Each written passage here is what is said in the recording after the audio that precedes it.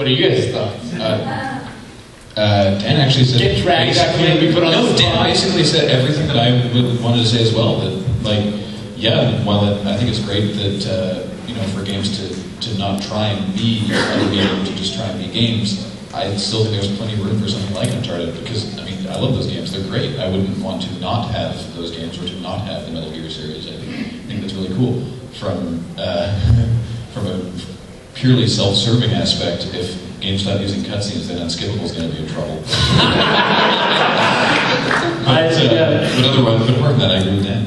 I actually just recently finished playing. I hadn't played Uncharted, and so I played through all three all at once, one after the other. It was interesting because partway through I realized that it felt like the part of my brain that it was activating was more the movie part, as opposed to I was watching it like I was watching a movie, and so which was obviously their intention, sort of in some ways. But it made it so that you walk into this area and there's this amazing the best graphics you've ever seen, but you're sort of okay, cool.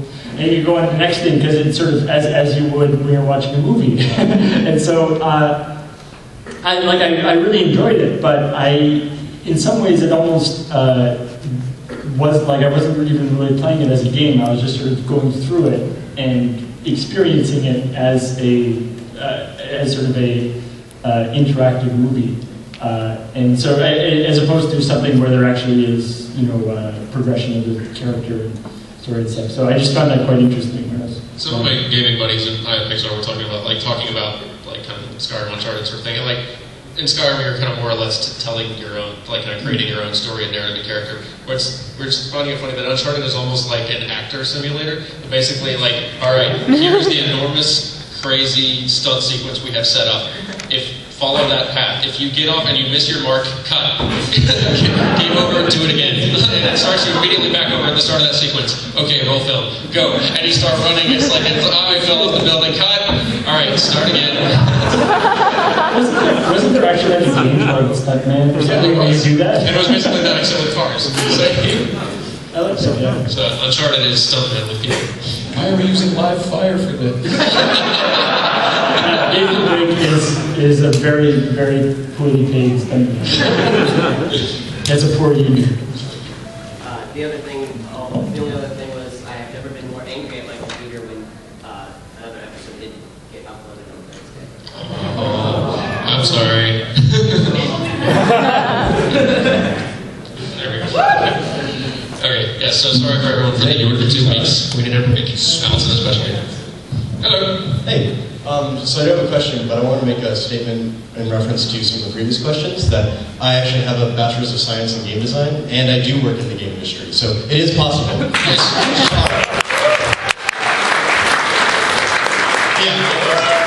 It's very true, very true. But my question is, so James is a game designer, I'm sure your answer to this question changes with each game you make, but for your overall career, what do you want your games to have done? When people look back at what you've contributed to the industry, what do you want them to say about your works and how that was done through the games, not movies? So I actually recently, I think about this question a great deal, and I actually recently radically changed my answer, which is that I am less concerned with my image. When I started Rainmaker, I knew that as a consulting designer, we'd have to white label most of what we did, right? We'd be under perpetual NDA for most things. We'd get credit for it. You know what? I realized I didn't care. What I care about now is this, and is what we're going to start doing with the Indie Fund shortly. It's my hope that we can enable people to really push the medium and make a living, right? If we can help, even in the slightest fraction, kickstart that base of innovation which the AAA world can draw from and really use to add vigor, add life to these multi-million-dollar games. That is the legacy that I would want. And then hopefully on the other side, that I'm doing a lot with education now.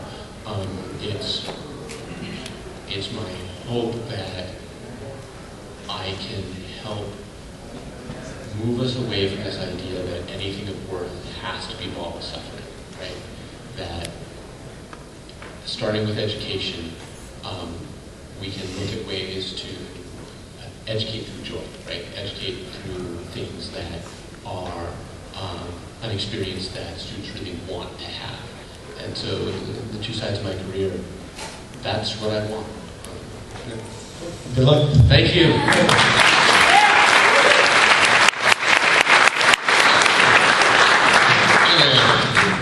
Hey, for the sake of the line, I have two questions, but I'm going to keep it down to one and just get to the back of the line. Thank you. You've made friends. Recently at BioWare, I'm sure you know the new Star Wars MMO. I've heard. Old Republic. I'm not sure if you've heard or read the stories, but BioWare has been banning characters. For the greatest exploit of all time. It's so good. It is the greatest exploit of all time, taking treasures from a level 50 area with a low-level character. But it seems like this is an error of the developer, not of the actual person performing the exploitation. Oh God, there are 3 cameras in this room.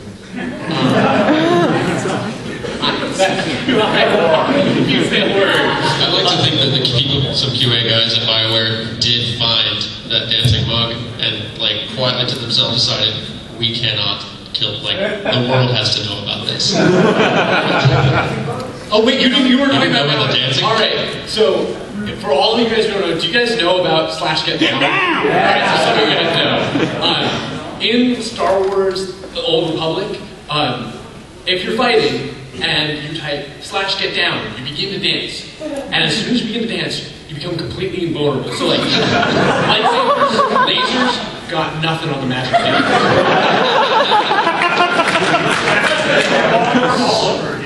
I'm going to say the thing which I shouldn't say, which is, and God, I hate throwing these guys into this all the time, but I am not as convinced it is the developer as it is the publisher.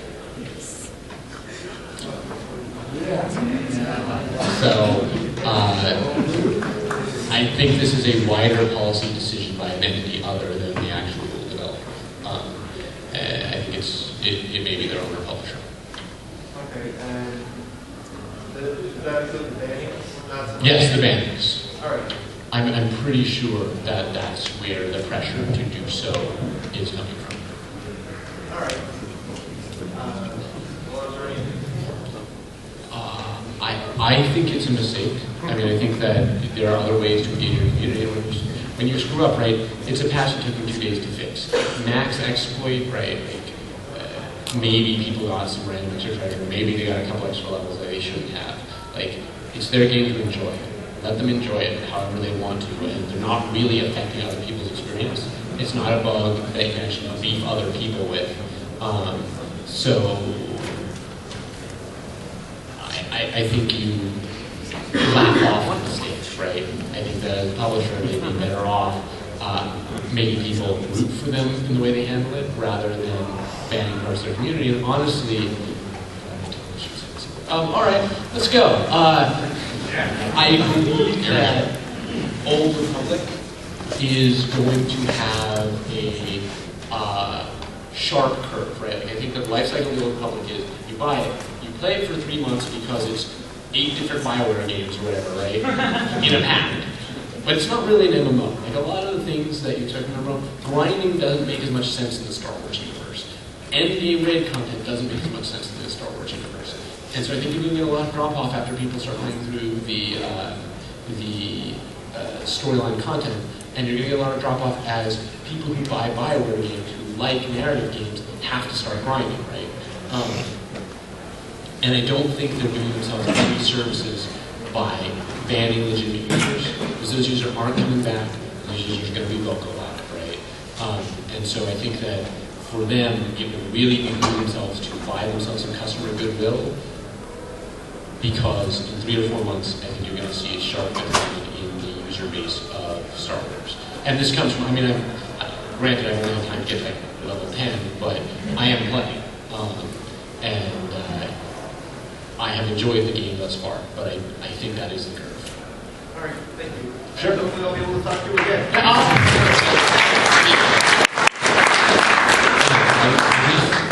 Brief thing to ask your opinion of.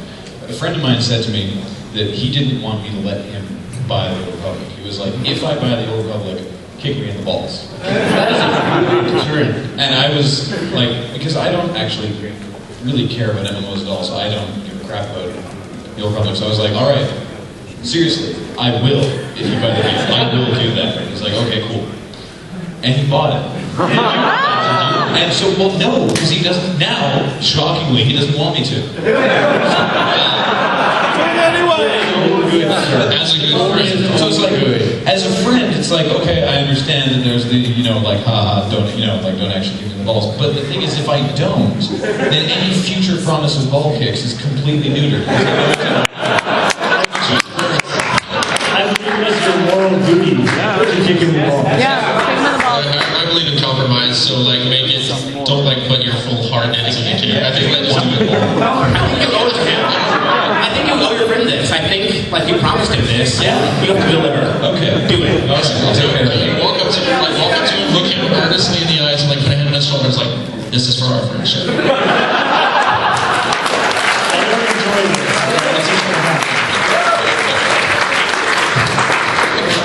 this. This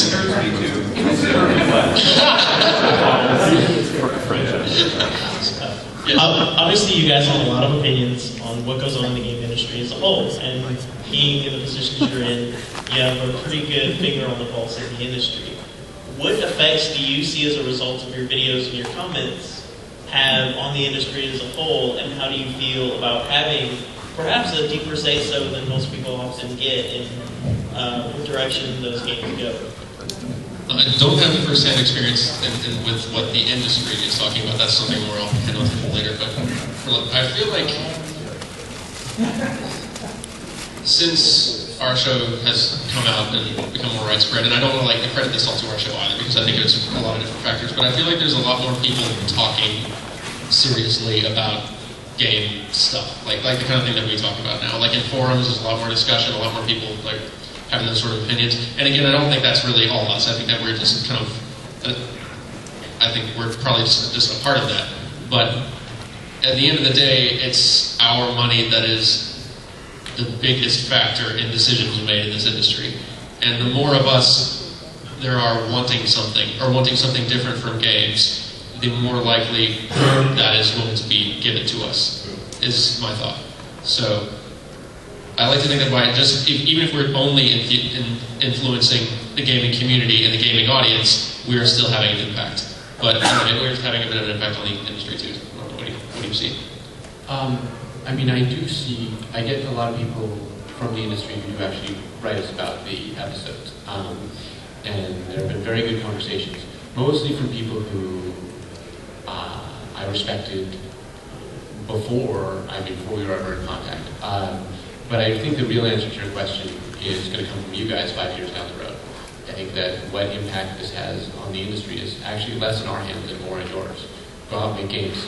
Go out and have your purchasing patterns align with your ideals as far as how you view games and what you want to happen in this industry. Because we don't have the power. You guys actually do. Yep.